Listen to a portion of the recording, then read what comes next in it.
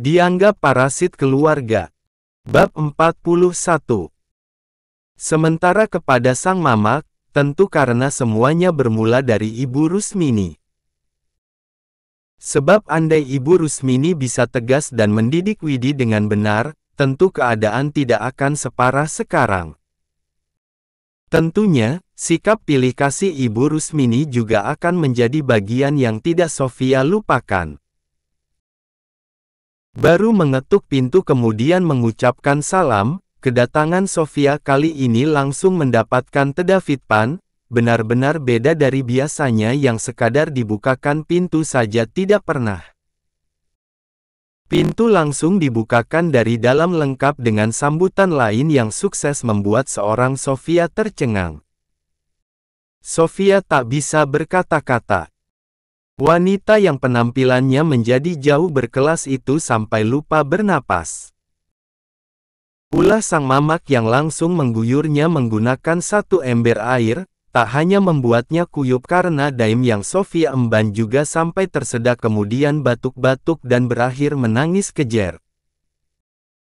Benar-benar seperti yang Sofia takutkan, Daim sungguh harus merasakan kebencian yang ia dapatkan dan itu dari orang yang harusnya memberi Daim kasih sayang.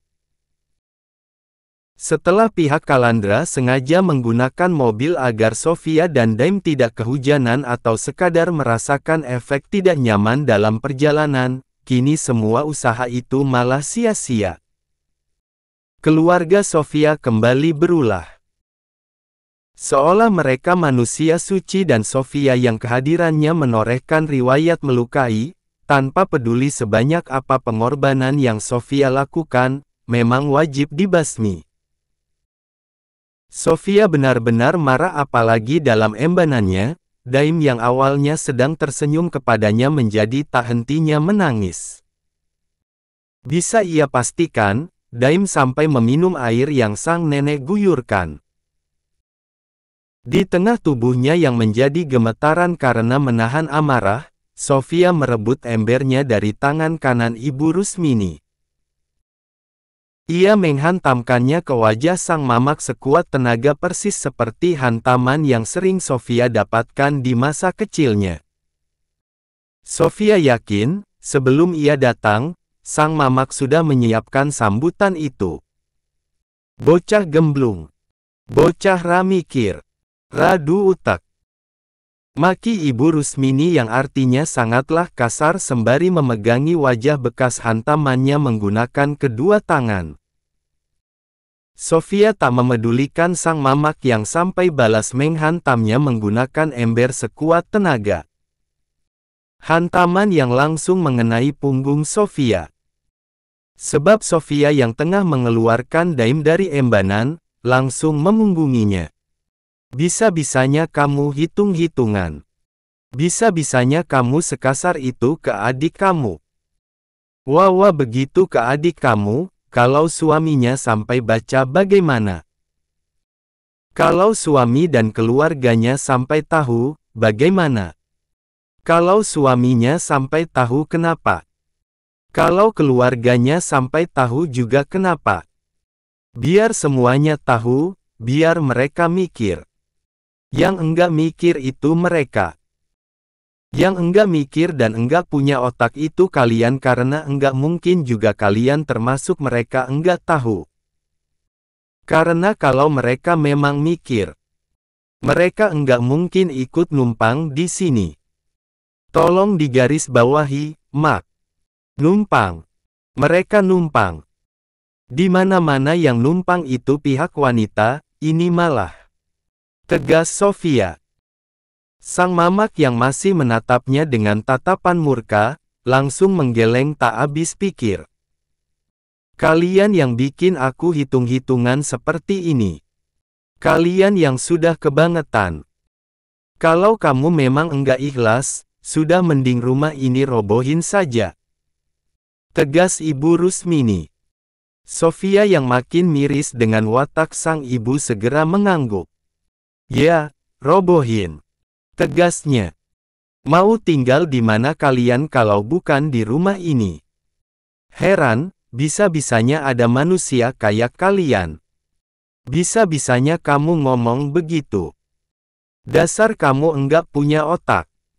Enggak mikir, tanpa aku lahirkan, kamu enggak hidup. Sewot Ibu Rusmini. Aku enggak pernah minta Mamak lahirkan. Bahkan andai boleh milih, aku enggak bakalan mau dilahirkan oleh wanita enggak tahu diri kayak Mamak. Siapa yang diselingkuhi, siapa yang disalahkan? Hanya ibu gila saja yang melampiaskan penderitaannya kepada anaknya. Ia kalau hanya dibenci dan dijahati, lah Mamak saja doyan duit dan hasil keringatku. Sofia memang tidak mau menangisi manusia jahat sekelas Mamaknya walau ia tahu, wanita itu yang telah melahirkannya. Masalahnya, perlakuan sang Mamak sangat melukainya. Baru saja, Ibu Rusmini kembali memungut embernya kemudian menghantamkannya ke kepala Sofia. Ted David yang sudah datang sampai memarahi Ibu Rusmini. Salah satu dari ibu-ibu yang datang langsung berusaha mengambil daim tapi Sofia tak mengizinkannya. Fokus menatap kedua mata emosional sang Mamak, Sofia berkata, "Sekarang katakan kepadaku, kurang apa aku ke kalian? Dosa apa aku ke kalian, bisa-bisanya Mamak memperlakukanku begini. Bisa-bisanya Daim juga harus merasakannya. Kamu masih mengeluh begitu padahal maksud kamu ke sini mau izin menikah sekalian mau ambil rumah ini lagi. Kamu bahkan mau menitipkan anak kamu ke aku karena pernikahan barumu. Begitu, kan? Najis. Najis, dasar rangutek. Hobi kok kawin ya wong ra mikir. Tahu gini pas kamu masih di perut, udah aku gugurin." Keluh Ibu Rusmini yang sampai beberapa kali berludah di depan Sofia sambil berkecak pinggang. Sofia menyeringai. Buru-buru ia menyekat tuntas air matanya. Air matanya terlalu berharga untuk orang seperti Ibu Rusmini walau wanita itu juga yang telah melahirkannya. Lain dengan Ted David yang sudah berkerumun, mereka sibuk membujuk Ibu Rusmini untuk beristighfar. "Kapan aku bilang begitu, Mak? Mana tolong buktikan, jangan asal fitnah." Tegas Sofia walau kini, ia tak meledak-ledak lagi seperti sebelumnya. Mendengar itu, Ibu Rusmini langsung terbelalak, tak bisa berkata-kata saking syok sekaligus marahnya. "Ngomong apa tadi kamu? Fitnah," ucapnya memastikan. "LAMBEMUU. Pantes uripmu susah wong kerjaanmu tukang fitnah. Jijik aku pernah melahirkan kamu. Cukup buktikan, enggak usah banyak drama." Widi yang bilang gitu. Guru STRRES itu yang ngadu-ngadu. "DY, metu ko ENGGERAPENGIN umah kie tek rubuhnya." Kali ini Sofia yang kembali berlinang air mata, tak main-main. Karena andai kecurigaannya terbukti, Widi yang selama ini mengadu domba mereka, ia sungguh akan merobohkan rumah yang pernah ia bangun susah payah menggunakan hasil keringatnya. Bukannya memberi Sofia kesempatan bertemu Widi secara langsung, Ibu Rusmini malah mendorong-dorong Sofia sekuat tenaga. Agar wanita yang dulu ia lahirkan tanpa ia harapkan itu pergi dari sana. "Sebelum aku bertemu Widi dan dia mengatakan semuanya secara langsung berikut semua buktinya dan bagi Mamak itu karena aku yang tukang fitnah, aku enggak akan pergi, Mak." Tegas Sofia yang sudah sampai turun dari teras rumah. "Aku mau Widi jelasin. Suaminya juga di rumah, kan? Termasuk keluarganya juga di rumah. Mereka dengar kalau aku ngamuk begini. Bahkan aku tahu kalau suami Widi sudah 3 bulan enggak kerja karena dia dipecat." Sofia mengakhiri ucapannya dengan tawa geli. "Kep Davidanmu, bobrok semua. Kemudian Sofia sengaja meminta warga di sana menjadi saksi. Sofia ingin sidang agar ia tidak dicap sebagai tukang fitnah. Satu lagi. Jangankan menitipkan Daim kepada Mamak, izinin Mamak menyentuh Daim saja aku berat. Aku enggak akan lupa, hidupku sudah Mamak buat sangat sengsara. Mamak jahat banget ke aku bahkan sampai sekarang. Anehnya, sejahat apapun kalian doyan uang dan semua hasil keringatku. Tegas Sofia.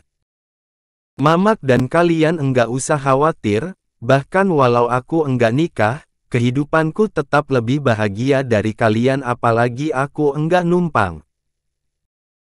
Dan perlu Mamak sekaligus semuanya tahu juga, aku menikah pun Daim tetap sama aku karena calon suamiku dan keluarganya mikir.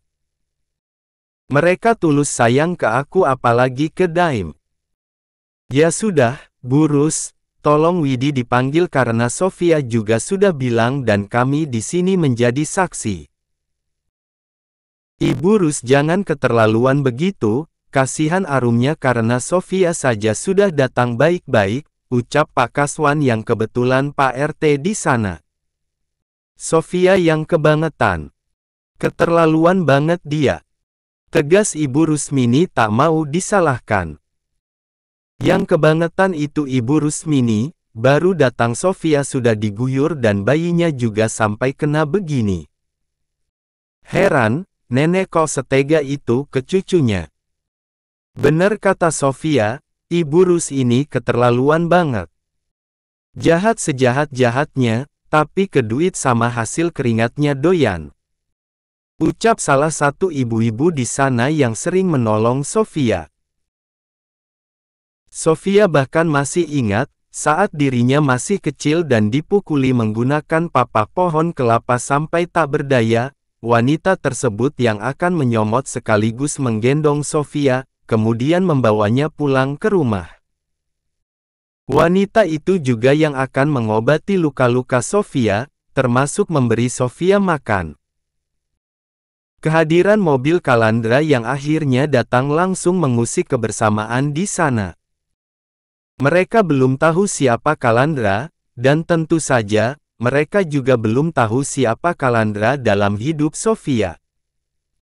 Kalandra membiarkan mobilnya di jalan. Pria itu keluar dengan buru-buru lantaran Daim masih menangis ditambah suasana yang tampak ramai. Kalandra tak lantas bertanya. Pria itu memilih mengamati dan terus begitu walau kedua tangannya sudah mengambil alih Daim dari Sofia. Teras di depan pintu ia dapati basah parah tak beda dengan Sofia dan Daim. Adanya ember di sana, Kalandra yakini merupakan wadah untuk mengangkut airnya. Yang mana Kalandra juga yakin, air sengaja disiramkan dari dalam karena tak mungkin juga Sofia menyiram dirinya sendiri dan sampai mengenai Daim. Ibu nyiram Sofia bahkan Daim? Tanya Kalandra, langsung kepada wanita tua yang wajahnya cukup mirip Sofia. Ia menatap miris Ibu Rusmini, sebelum fokusnya kembali kepada Daim yang kesulitan bernapas. Daim sibuk nyaris bersin tapi kesulitan, hingga yang ada mendengar sekaligus menyaksikannya saja ikut sesak. Demi mengakhirinya, Kalandra nekat menyedot hidung Daim hingga bayi itu makin meraung-raung kejer. Kalandra meludahkan apa yang ia dapatkan dari hidung Daim, dan itu berupa air yang terbilang banyak. Ulahnya membuat hidung bocah itu makin merah. Bisa ia pastikan, bocah itu merasa perih luar biasa lantaran hidungnya sempat penuh air. Sambil berusaha menenangkan Daim, Kalandra kembali menatap Ibu Rusmini, menggeleng tak habis pikir.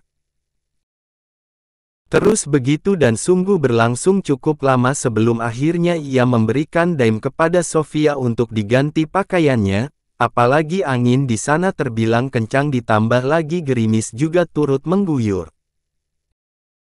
Kalandra tidak mau, niat baiknya datang ke sana untuk silaturahmi sekaligus meminta restu, malah membuat Daim bahkan Sofia sakit.